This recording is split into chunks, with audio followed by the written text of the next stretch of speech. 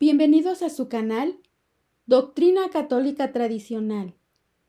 Muchas gracias por escuchar y por favor, no olvide darle me gusta o like al video para que esta plataforma lo pueda recomendar a más personas. Comenzamos con nuestras oraciones.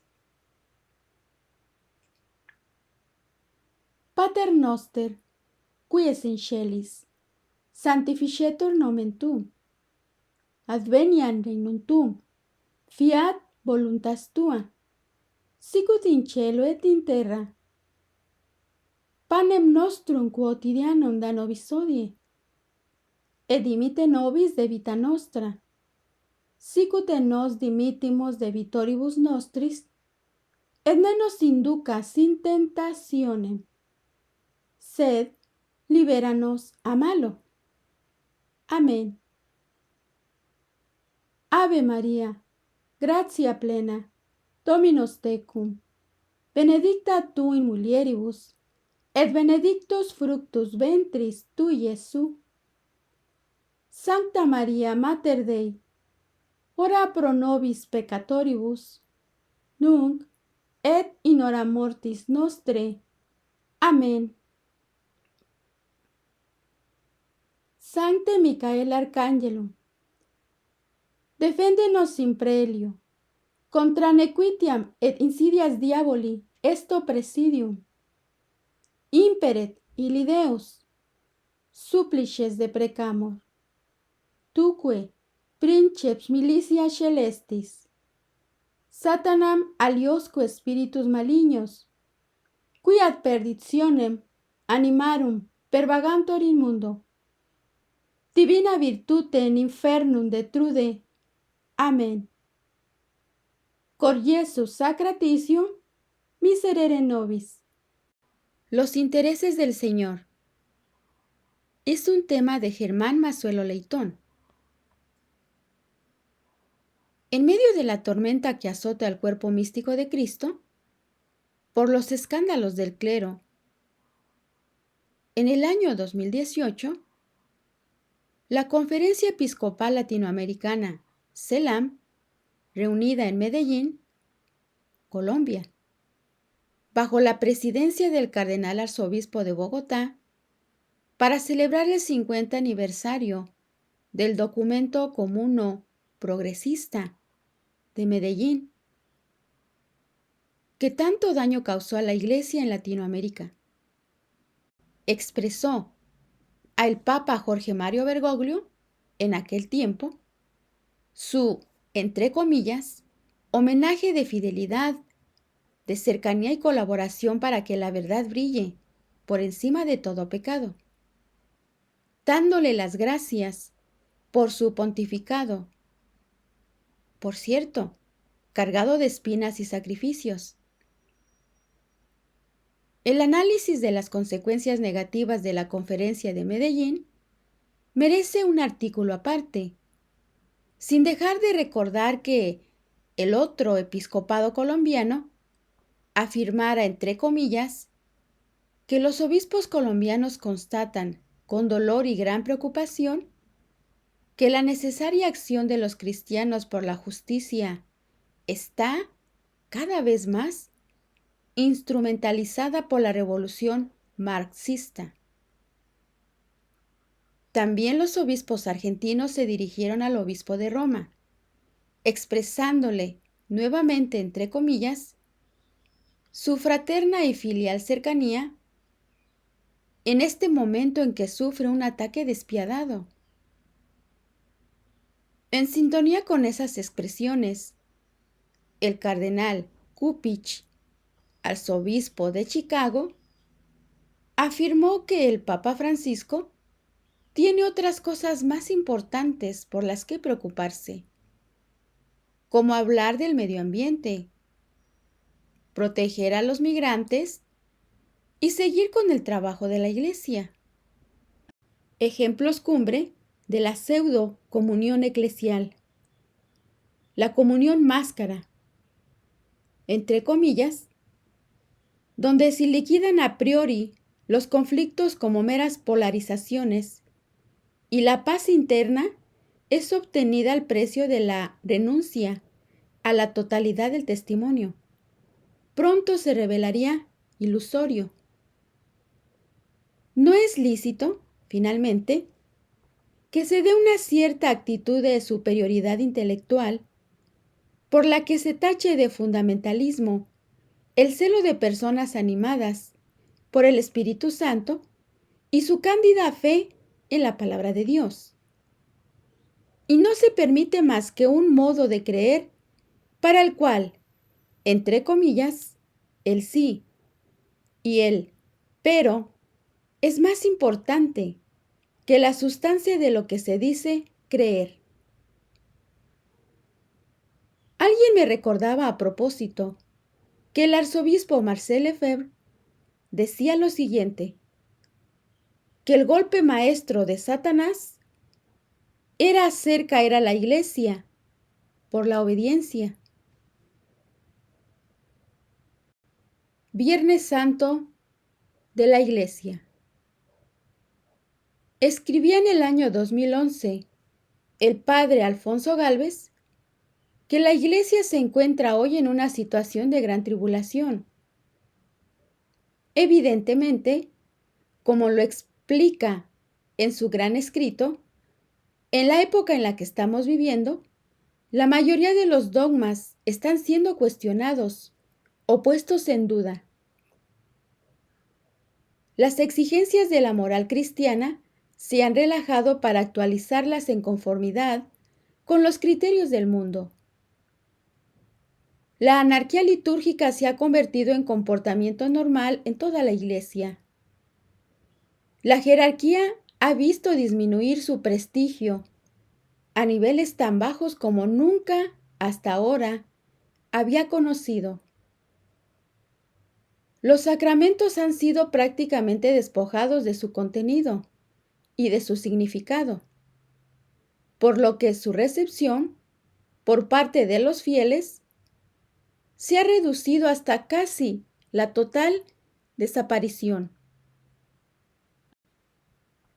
La indisolubilidad del matrimonio cristiano, reconocida durante tantos siglos como condición impuesta por el derecho divino, ha dado paso a un divorcio de hecho que, inútilmente, intenta disfrazarse con otro nombre. La asistencia a la misa ha descendido hasta quedar reducida a una ínfima minoría de fieles. El estamento sacerdotal está sufriendo ataques con intensidad y malicia, nunca vistas hasta ahora, hasta el punto de que más parecen consecuencias de una actividad diabólica que cosa de este mundo. Las órdenes, congregaciones e institutos religiosos han caído en tan alarmante estado de descomposición como para correr peligro de total desaparición. La Iglesia verdadera, en su última Pascua, se hallará en medio de su agonizante pasión. Será minimizada, perseguida y humillada. La Iglesia remanente será enfrentada a la falsa Iglesia robustecida, por todo el mundo admirada, guiada por el falso profeta, desacralizada y farsante, que fornicando con todos los reyes del orbe, políticos y religiosos, formarán una sola religión, que terminará adorando al anticristo. Esta falsificación esperada, apoyada y defendida por la mayoría, atraerá sobre la tierra la supresión del sacrificio perpetuo y la abominación de la desolación de la que hablaron Daniel y el propio Jesucristo, y que será el último reducto de las huestes infernales en contra de Dios. Y cuando la Iglesia proclama para el mundo que Dios es la verdad y que la verdad es una, ellos replican lo siguiente: ¿no puede usted ver que hay 3 cruces en el Calvario? ¿Cómo se atreve a decir que hay una verdad? Y así, hasta el final de los tiempos, la Iglesia, como Cristo, debe continuar siendo rechazada, mientras los modernos jugadores del Calvario, sin hacer distinción entre la verdad y los ladrones, entre la vida eterna y la perecedera, solo se sientan y vigilan. La violenta tormenta que azota a la Iglesia hoy en día, con toda probabilidad derribaría muchas instituciones humanas. Los enemigos de la única Iglesia de Cristo la difaman y la deshonran, e intentan con todas sus fuerzas aniquilarla. Lanzan barro, pero no la manchan. Afirman que no podrá sobrevivir a los escándalos perpetrados dentro y contra ella. Nada la mancha, ni siquiera la infamia que se levanta de sus filas, porque es la inmaculada novia de Cristo. Confrontados con el testimonio silencioso de la historia, ellos saben por experiencia que la Iglesia es santa e inmortal. En el apogeo de su pasión, traicionada de manera innoble desde dentro, atacada ferozmente desde fuera, nada puede perturbar su serenidad. Cuando finalmente termine esta terrible tormenta, aparecerá radiante y victoriosa. Pero mientras dura la tormenta, el sufrimiento es intenso y nuestra fe puesta a prueba.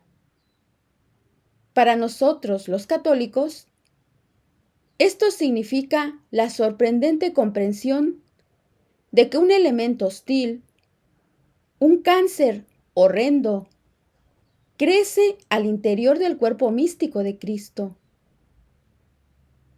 Estremece la coexistencia pacífica, trágica y antinatural entre el vicio y lo que es virtuoso y santo. Veamos ahora características del espíritu mundano. Espíritu de soberbia, espíritu de independencia, espíritu de crítica, espíritu de baja política, espíritu de sensualidad, espíritu de curiosidad, espíritu de ligereza, espíritu naturalista, espíritu de falso nacionalismo o regionalismo, espíritu de servilismo y respeto humano.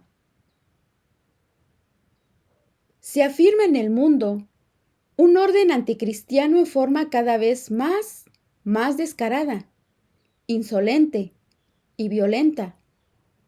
Jesús es tajante cuando afirma lo siguiente: nadie puede servir a dos señores, porque odiará al uno y amará al otro, o se adherirá al uno y despreciará al otro. Vosotros no podéis servir a Dios y a Mamón. ¿Pero cuántos son los que sirven de verdad a Dios? Una mínima parte de aquellos mismos que recibieron el bautismo, y es porque desconocen las consecuencias trágicas de servir a ese mundo al que se han entregado, dando sus espaldas a Dios. Veamos en qué consiste este servicio al mundo y sus amargos frutos.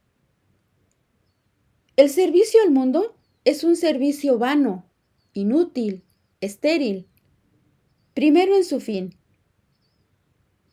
¿A dónde tienden los mundanos? Primero, a cosas temporales y perecederas, a cosas frívolas, exteriores, inciertas e inestables. Segundo, en sus resultados. ¿A dónde llegan por ese camino? Muchísimos de ellos a ningún sitio, porque el resultado final no depende de ordinario de nosotros. Siguiente punto. En su duración, lo que obtiene es pasajero. Las alegrías mismas que consigue están llenas de turbación e interrumpidas a cada paso. Los gozos son cortos y mezclados de dolor, de desilusión, de inseguridad, de vacío. Y para colmo, la brevedad de la vida se impone a todas ellas. Según San Bernardo, 3 son sus principales obstáculos. Primero, cuidados que punzan. Segundo, sensualidad que siempre pide. Y tercero, culpas que sin cesar remuerden la conciencia. Y el servicio del mundo es vano. ¿Y qué amargos son sus frutos? Podríamos resumir en 4. Los frutos amargos del servicio al mundo son: primero, nos rebaja, nos ata a la sensualidad, a todos los sentidos y a sus exigencias, objetos que pasan rápidamente con el mundo mismo.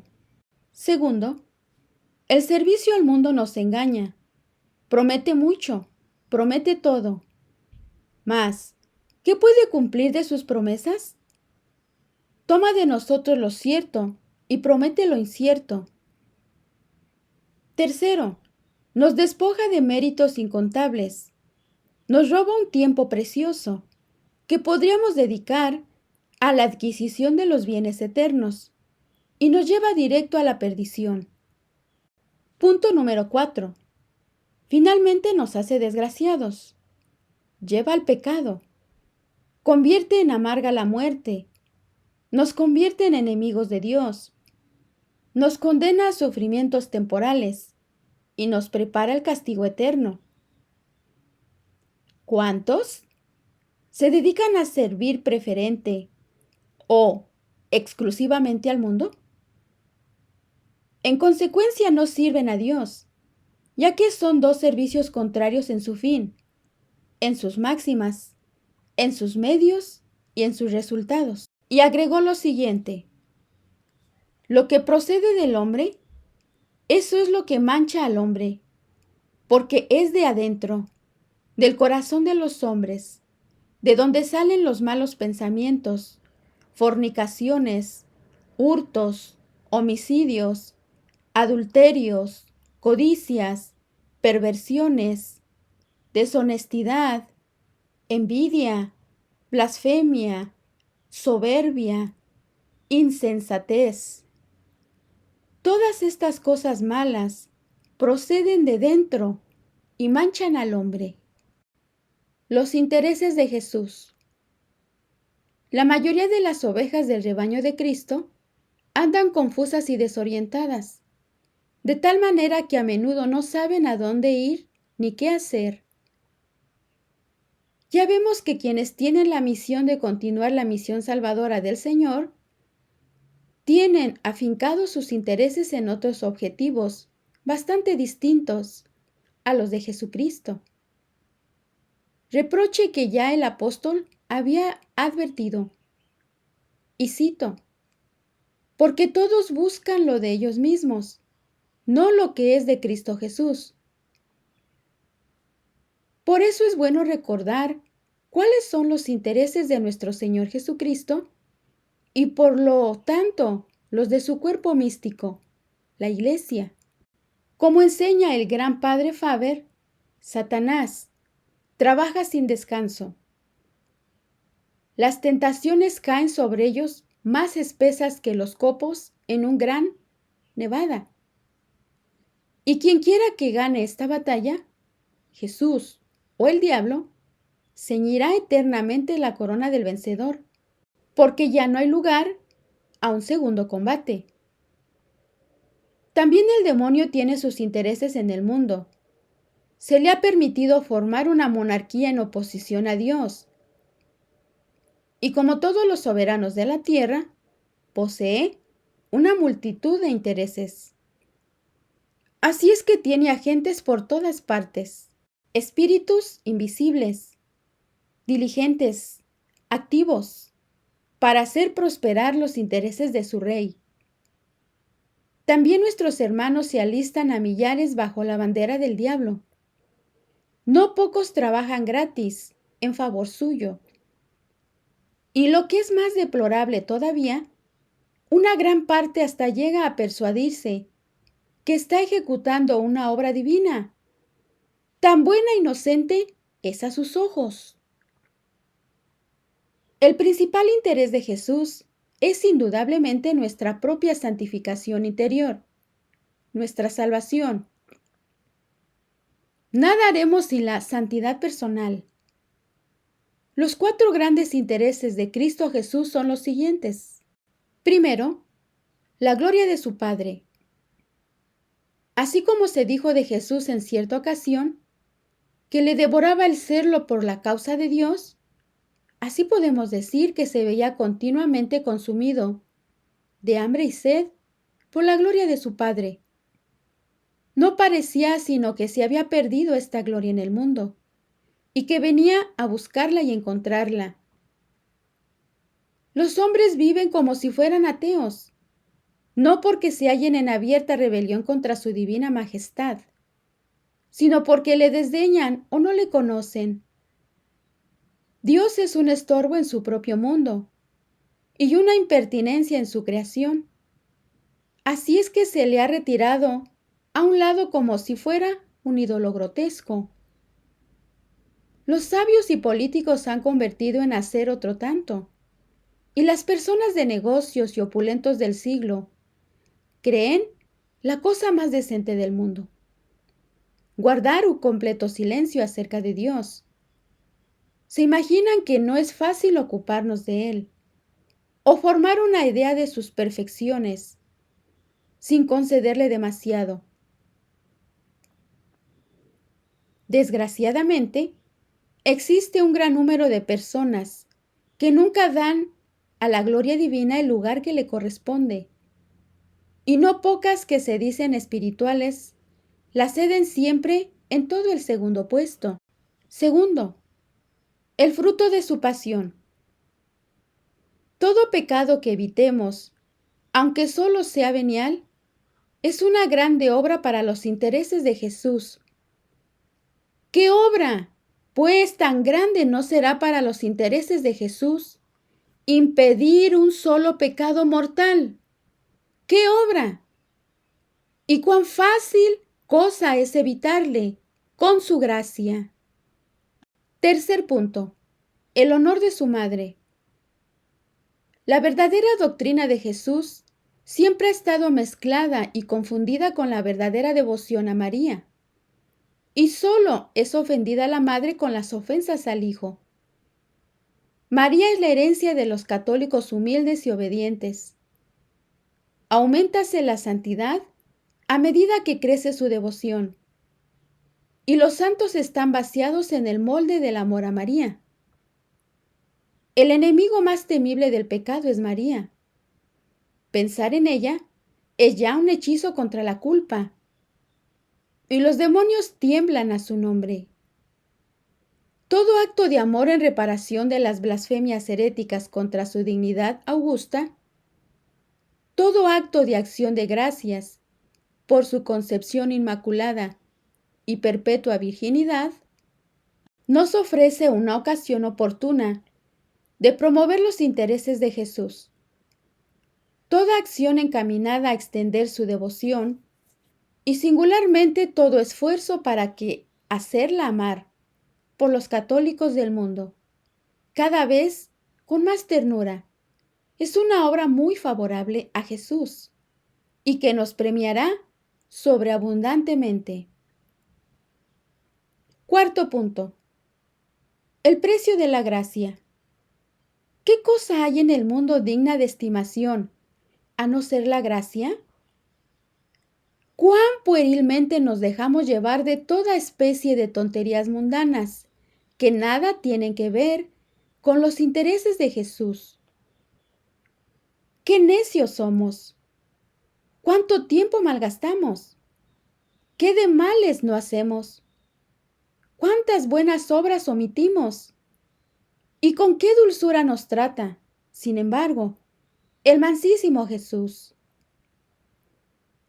Si el hombre apreciase la gracia en lo que vale, todos los otros intereses de Jesús prosperarían considerablemente, pues cuando sufren algún detrimento, se debe únicamente a la falta de dicha estimación.